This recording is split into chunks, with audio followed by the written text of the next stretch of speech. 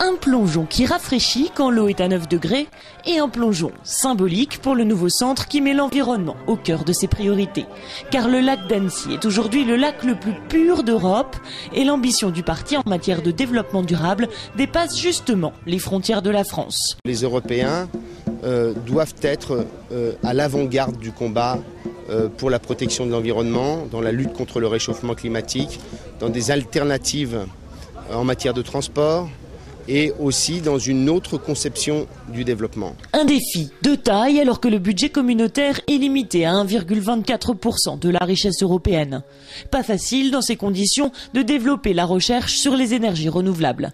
Mais le nouveau centre reste ferme. L'Europe a besoin de diversifier ses sources d'approvisionnement en énergie, comme l'a encore montré la crise du gaz en janvier dernier.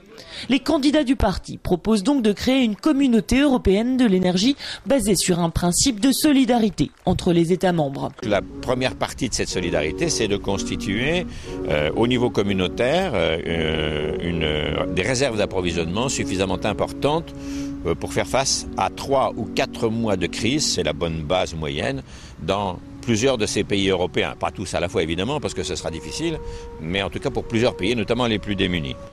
D'autres projets de développement durable emportent aussi l'adhésion du nouveau centre. Exemple, le tunnel Lyon-Turin qui sera mis en service en 2020, une solution aux besoins de transport de fret entre la France et l'Italie.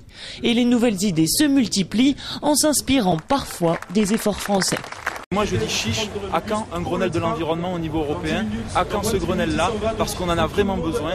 Autant d'initiatives qui seraient plutôt les bienvenues à l'heure où l'Europe doit tenir les engagements du paquet énergie-climat et notamment réduire de 20% ses émissions de gaz à effet de serre d'ici 2020.